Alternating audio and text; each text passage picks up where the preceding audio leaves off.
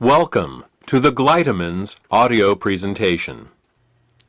In the next 20 minutes, you will learn what gallstones are, what kinds of problems they can cause, and what you can do to get rid of them. Gallstones are nothing more than coagulated bile.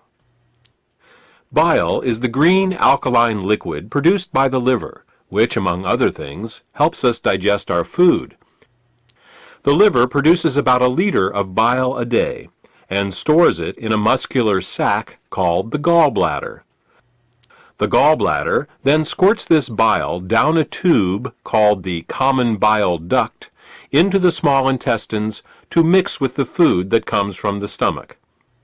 Well, that's what's supposed to happen. Unfortunately, with nutritional deficiencies and exposure to certain toxins, bile can thicken and form what is known as biliary sludge. When this biliary sludge forms, it makes it very hard for the gallbladder to get the bile into the small intestines. It's like trying to squeeze glue through a straw. It is out of this biliary sludge that gallstones are formed. Gallstones and biliary sludge disrupt the normal flow of bile, causing 3 different types of problems. The first set of problems is related to not getting enough bile into the intestines. The second set of problems occurs when toxins, unable to leave the body through the bile, back up and accumulate in the liver and the bloodstream. The third set of problems occurs when the bile, unable to get into the intestines, backwashes into the pancreas and liver. Let's start with the first set of problems and consider what happens when the bile becomes too thick or full of stones to reach the intestines in required amounts. The first thing that bile does in the small intestine is to neutralize the acidity of the food coming out of the stomach. In order to disinfect and digest the food that we eat, the stomach secretes hydrochloric acid. Did you ever wonder why the stomach doesn't digest itself? It's because the stomach has a special mucus layer that protects it from this hydrochloric acid. But the small and large intestine have no such protection. Instead, they rely on bile. Bile is a very alkaline substance, and when it comes into contact with the acidic food from the stomach, the acids are neutralized. If bile can't get into the small intestine in required amounts due to biliary sludge and gallstones, then stomach acids in the food are never fully neutralized. They can cause acid burns along the entire length of the small and large intestines, all 30+ feet of them. We experience this as indigestion, heartburn, ulcers, and all manner of digestive complaints. In essence, we are digesting our own intestines.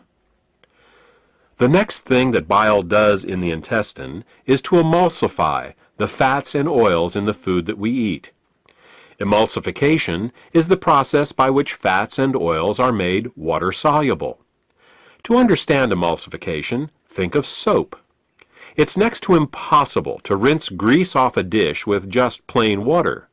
But if you put a drop of soap on the dish, the grease washes right off. That's because soap is an emulsifier. It's what allows fats and oils to mix with water. Bile is the body's natural emulsifier, and it is what allows us to digest the fats and oils we eat. Without this emulsification process, essential fats, oils, and all the fat-soluble vitamins we eat become very difficult to absorb. Without adequate bile in the intestines, a person can end up suffering from malnutrition, regardless of the quality and/or quantity of the food that they eat. If eating fats and oils gives you indigestion, or if you have difficulty with food absorption, it could be due to biliary sludge or gallstones. The next thing that bile does in the intestines is to stimulate Peristalsis. Peristalsis is the rhythmic, wave-like motion of the intestinal muscles that moves the food through our digestive tract. If you don't get enough bile into your intestines, you're bound to be constipated, no matter how much fiber you eat. Some people have the misfortune of experiencing alternating constipation and diarrhea. This can be a very confusing experience, but the cause can be quite simple. Without sufficient bile, the hydrochloric acid-rich, partially digested food just sits in the intestines with no peristalsis.